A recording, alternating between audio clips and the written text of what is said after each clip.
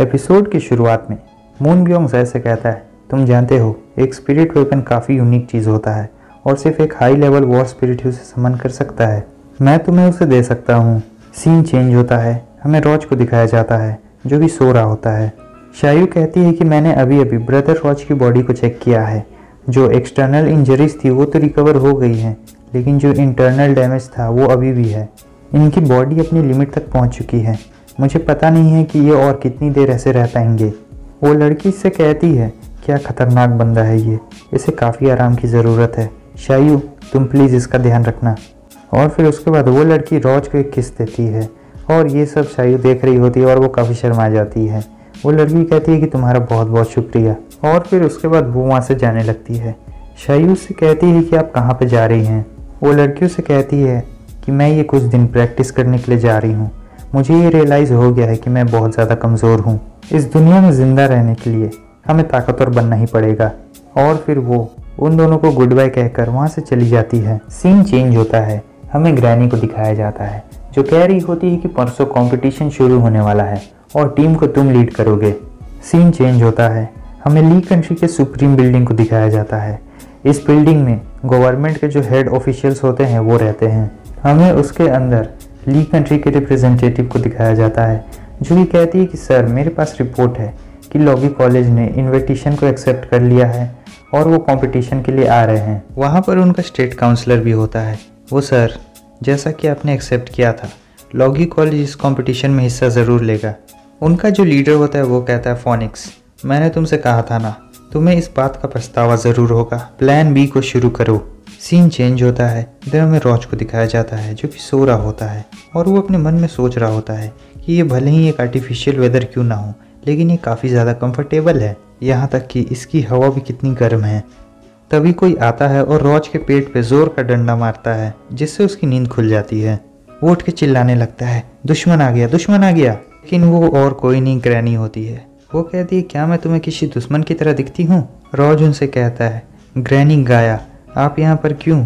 Granny उससे कहती है कि तुम मुझे डिप्टी डीन कहो। तुमने अभी अभी वो बेकार सा मिशन पूरा किया है जो मून बियोंग ने तुम्हें दिया था, इसलिए मैं यहाँ तुम्हें देखने चली आई। मैंने सुना कि कम से कम तुमने इस बार अपना होश तो नहीं खोया। रॉज उनसे कहता है कि मैं हर बार उस पावर को फील करता हूँ जब भी वो बाहर निकलती है। मैं जानता हूँ कि वो पावर बहुत ज़्यादा स्ट्रांग है और वो ऐसे बाहर आते रहती है, लेकिन जब भी ग्रैनी कहती है रॉज तुम यूनिक हो और तुम्हारी पावर भी बहुत ज़्यादा सरप्राइजिंग है। रॉज कहता है, क्यों, आप ये मेरे फादर की वजह से कह रही हैं क्या? ग्रैनी कहती है, नहीं, तुम स्पेशल हो। और फिर ग्रैनी उससे कहती है कि तुम अपनी पावर को इसलिए कंट्रोल नहीं कर पा रहे हो क्योंकि जो पावर तुम्हारे अंदर है वो बहुत ज़्यादा ताकतवर है और जब तुम अपने होश खो देते हो तब वो पावर तुम्हारी बॉडी के ऊपर कंट्रोल ले लेती है। मगर इस बार मैं सरप्राइज्ड हूँ कि उस चीज़ ने तुम्हारी बॉडी के ऊपर कंट्रोल नहीं लिया। फिर भी मुझे ऐसा लगता है कि कुछ गलत होने वाला है। रॉज उनसे कहता है कि मुझे माफ़ कर दीजिए। ग्रैनी कहती है, कोई बात नहीं, मैं भी इन सभी चीज़ों का दोष तुम्हें नहीं दे सकती हूँ। हम देखते हैं कि ग्रैनी अपनी स्पिरिचुअल एनर्जी को अपनी फिंगर के ऊपर लाती है और कहती है कि मैं तुम्हारे लिए बस इतना ही कर सकती हूँ। रॉज कहता है कि आखिर ये क्या है? ग्रैनी अपनी उस स्पिरिचुअल फिंगर को रॉज के माथे के ऊपर रखती है और जैसे ही वो उसके माथे के ऊपर रखती है हम देखते हैं कि रॉज में से काफ़ी तेज़ से रोशनी चमकने लगती है और उसे काफ़ी दर्द भी हो रहा होता है। उसके माथे के ऊपर एक सिंबल बन जाता है और इधर हम रॉज को देख रहे होते हैं कि वो काफ़ी ज़ोर ज़ोर से चिल्ला रहा होता है और कह रहा होता है कि ग्रैनी ये काफ़ी दर्द कर रहा है। ग्रैनी उससे कहती है कि इसमें मैं कुछ नहीं कर सकती रॉज, तुम्हारी डेस्टिनी में सिर्फ दर्द ही दर्द भरा है। सीन चेंज होता है, हमें मून बियोंग को दिखाया जाता है। वहाँ पर ज़ाय वैंग भी होता है।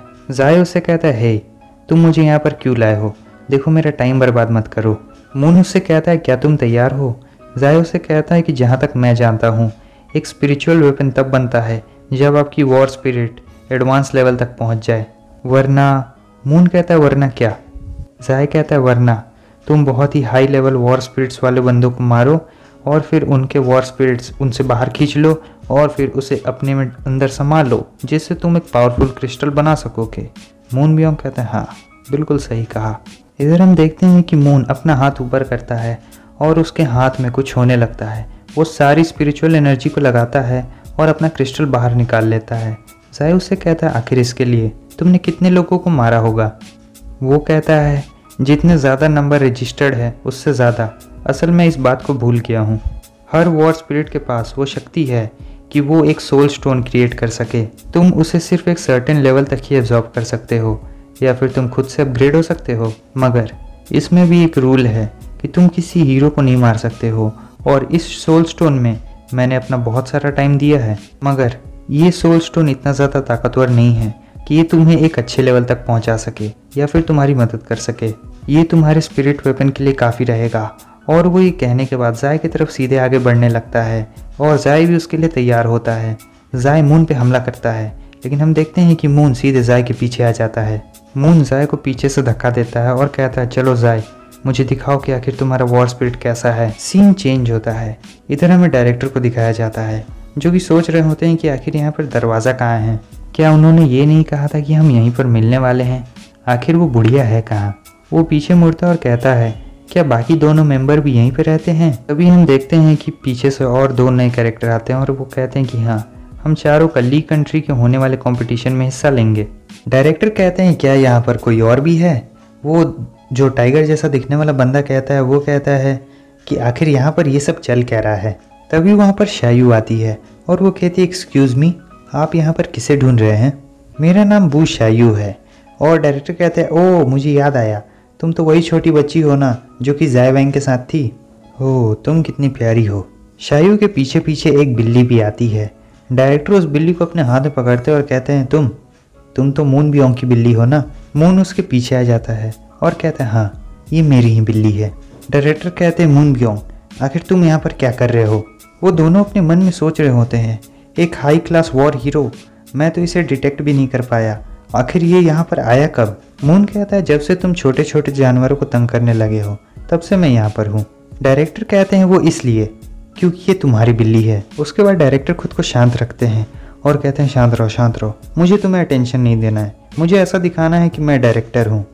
तभी वहाँ पर जाय वैंग आ जाता है। शायू कहती, यंग मास्टर आप वापस आ गए। डायरेक्टर जाय के पास आते हैं और कहते हैं, तुम भी यहाँ पर आ गए हो, इसका मतलब अब सिर्फ रॉज ही बाकी है।